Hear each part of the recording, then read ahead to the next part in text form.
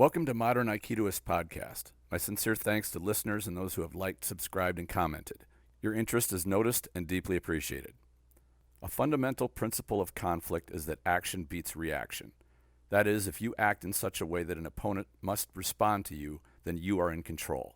Today's podcast is exploring the many facets of this concept, the idea that you take initiative and keep it until the conflict is over. Understanding this is crucial to having sound strategies and tactics which have a far greater chance of success. This principle is so prominent that you see it not only in martial arts and warfare strategy, but in game strategy such as chess, as well as the verbal arts of debate and sales strategy.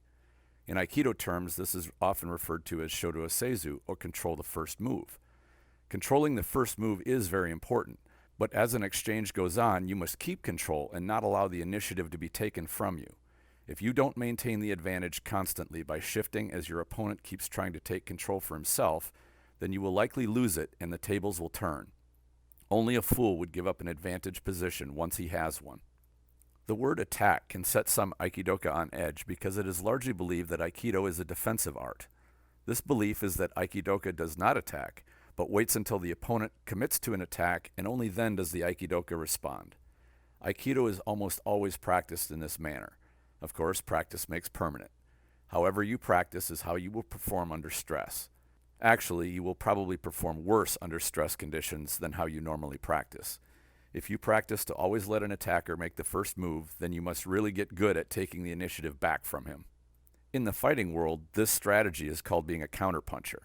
The counterpuncher is highly skilled at exploiting the openings left from a committed attack. All attacks leave the attacker vulnerable to some degree or other. A counterpuncher's skills must be extremely sharp for him to succeed. This approach demands nearly perfect analysis of range, timing, and movement. All responses must be extremely precise. The counterpuncher approach tends to falter by being overwhelmed by multiple successive attacks as well as unorthodox attacks. It is also vulnerable to mistakes, either with incorrect analysis of the opponent's movements, falling for feints or fakes, or not executing well. If any of these goes wrong, the counterpuncher will likely fail. Counterpunchers are most common in the sport fighting world. A main reason is that sport fighters almost always have early notification of who their next opponent will be and can study their attacks very carefully. This preparation is crucial for a counterpuncher. It is far more difficult to count on the reactionary strategy of a counterpuncher when you have no idea who your opponent is, when and where you may be attacked, or what kind of attacks you are going to encounter. I believe this is why the Shodo Seizu principle is so important to Aikido, which is designed for self-defense situations more than sport applications. Why then do Aikidoka practice to react defensively? Answering that question in depth could probably be a podcast all on its own, but I think the short answer is that practicing paired katas in response to attacks is simple and straightforward. I'm sorry to say that Aikido and the martial arts world in general has a lot of instructors and practitioners who don't mind taking shortcuts and letting their training get lazy. It's far easier to follow a simple formula, even though it might be wrong or slightly inaccurate, than challenging yourself and your students to handle greater threats. Anyway, I'm not going to go deep into that subject on this podcast, so I'll leave it there for now and let's get back on topic. If you look at the footwork and movement of sport fighters, even they use small movements to jockey for an advantage position, all the while trying to avoid letting their opponent get into an advantage position. These movements are usually small and done with very little risk. Sport fighters tend to have the skills to exploit a committed attack, so these attacks must be set up first to avoid having the opponent effectively counter your attack. When we look at real fights, they take on a whole different look than sport fights. The level of precision and discipline is nowhere near as high as even amateur sport fights. Anger and rage plays a role, as attacks out of anger are usually much bigger than precision attacks of a calm sport fighter. Even experienced fighters lose their discipline when they attack out of anger. In a real fight, once one party successfully takes the initiative, the fight usually ends in their favor. There's no bell or referee to halt the attack or give the person getting beat up a reprieve.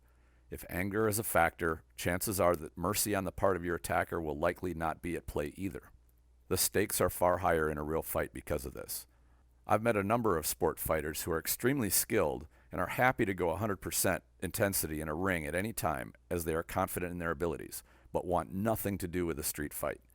The reason that they shared with me is that anything can happen in a street fight. You have no idea whether other people are going to come into play, Deadly weapons are going to come into play. You just don't want to have any part of that. The ante in a real attack is very high. You lose, and that could be the end for you. Gaining initiative as early as possible is crucial. If you're ambushed, it means taking initiative back immediately, and that might require a remarkable effort. This is another thing I believe Aikido in general needs to improve its message on. The idea that an Aikidoka would never attack or use force because Aikido is about blending and maneuvering alone is overlooking a very important aspect of strategy. Let me give you an example from the military strategy realm to describe how they train soldiers to deal with an ambush. Mind you, the military arrives at this formula over hundreds of years of experience through trial and error and noticing what works and what doesn't. Their stakes are also extremely high. A unit which is ambushed is very likely to be annihilated. So here's the scenario. A company of soldiers is walking down a slightly winding road with trees and hills on both sides. Unbeknownst to them, an enemy company has set up an ambush position. The enemy has blocked the road around the bend so the victims cannot push forward to get out. They have set up soldiers on either side of the road in elevated positions behind cover so they can fire safely while their victims are caught in the open. The only way out might be to back out the way the victims came, but gun positions are in place to provide fire there. Often, ambushes like this will have a ditch or a gully which acts as an obvious cover for panicked victims to jump into. This position will be entirely surrounded and fire will usually be coming in from all sides. It's better than being caught in the open, but the victim company is still likely doomed. So what formula did the military figure out to solve this dilemma?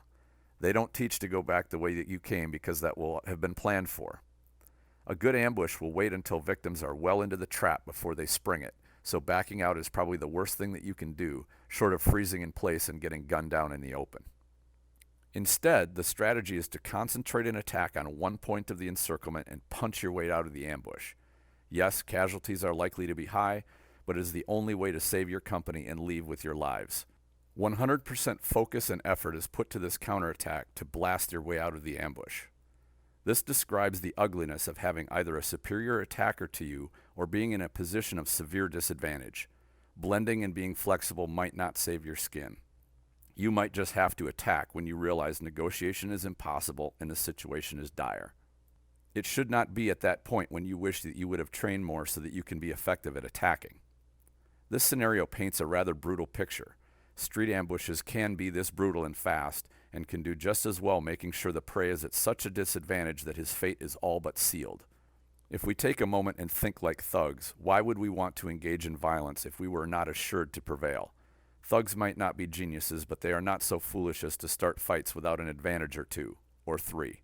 Now let's set this scenario aside and look at the idea of attacking, or taking initiative and keeping it, from a training perspective. I don't want to give the impression that I'm advocating turning training sessions into brutal street fights. You can train taking initiative safely, and it should be done as a progression. Start slowly and build up speed with it as students get more comfortable performing them. This is exactly how I was shown wrestling and grappling over the last few years. There were two major light bulb moments I experienced as I learned the basics of wrestling and grappling. Granted, I'm still working on improving them, but they both changed and improved how I was doing profoundly. One was about initiative, and that is in wrestling, the advantage goes to the wrestler who moves to attack the next limb or moves to take an advantage position first. The other wrestler must respond to guard it, and when he does, he presents another target for his opponent. My mentor did this with me, and even at super slow speeds, I felt like I was merely playing catch-up. It always felt like he was a move or two ahead of me. Really, he only needed to be one move or half a move ahead.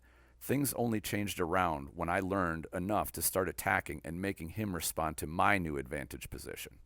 I mentioned two light bulb moments, and while this one isn't terribly relevant, you may be curious about what it was, so I'm going to share it with you. The second light bulb moment was realizing that when you get into grappling, you need to imagine like you're slipping into the water. Virtually all of us have been in a lake or pool up to our neck. When you move, you do not move quickly because of the resistance in the water.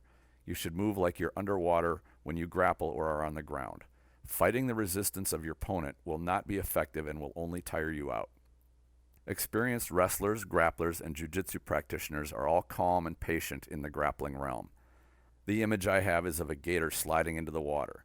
That is his realm, and he can navigate it easily there without having to thrash and rush. Whatever action you take, it should invite your opponent to respond to you.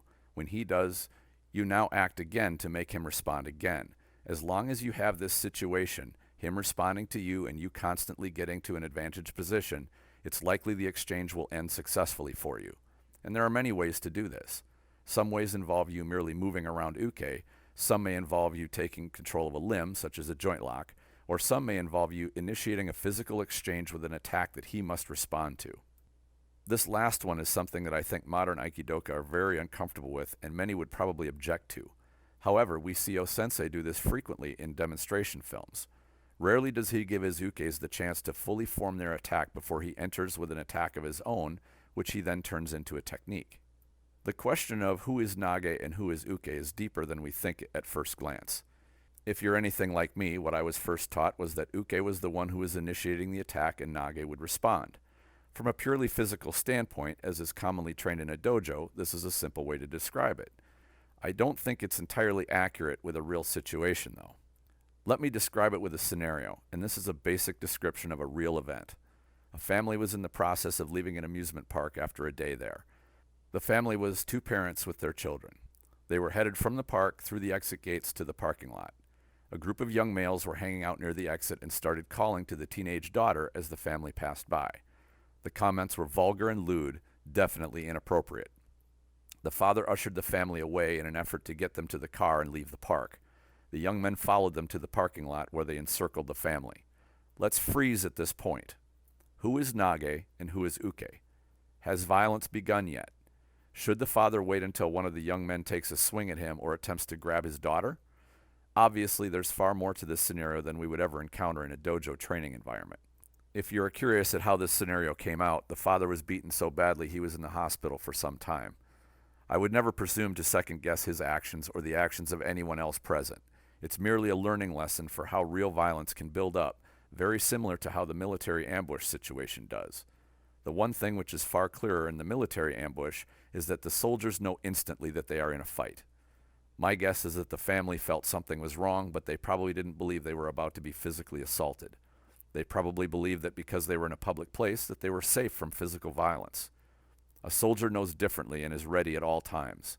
Civilians are the opposite because they are used to a peaceful environment and even have a hard time comprehending how a safe place can suddenly be extremely dangerous. Taking the initiative may not even include attacking. It may only require a decisive movement. If you feel you are in a bad place, make a quick exit or avoid going there in the first place. I'll leave you with a story from a fellow Aikidoka that illustrates this point. He went to high school with a kid who was that special combination of funny and unstable. There is a lot of questionable and erratic behavior with teenagers, but something about this kid set off my friend's instincts. Something in the back of his head said avoid this guy. The problem was that this guy took a liking to my friend and constantly badgered him to come and hang out and party with him. My friend felt that he couldn't just say no or get lost for fear of agitating or insulting this guy. But he had no interest in hanging out and partying with him either. Fortunately, my friend is pretty quick on his feet and would respond with things like, "Hey, I'd love to go come to your party, but I got a date with this gorgeous girl that night." And the guy would come up with a crass response like, "Good for you, man, go get some." The strategy worked very well, and the guy never caught on that my friend was avoiding him. So how did this story end? Sometime after graduating high school, the guy was partying and ended up murdering someone, and the last I heard was serving a long prison sentence. My friend's instincts of avoiding this guy were spot on. Had my friend not listened to his instincts, he might have found himself in a disadvantaged position which was very dangerous and had to attack his way out. His solution was far more elegant. He had the blessing, though, of having some forewarning of bad things that may happen. The family in the parking lot had far less indication things were about to go horribly wrong. The conclusion is that we must build the understanding of the value of taking initiative, have the wisdom to know when to apply it, and have the training to succeed when the time comes when you need to attack effectively. When you need it, it better be ready to go. What other topics are you interested in hearing covered in this podcast? Please share your ideas in the comments if you're watching this on YouTube. You can also go to the Facebook group Aikido the Martial Side and post a comment. You can also support this podcast by donating either through a monthly sponsorship or a single donation of any amount that you like. I always like hearing from listeners of the show, whether through comments or questions. Thanks all for sharing your interest. Enjoy your training.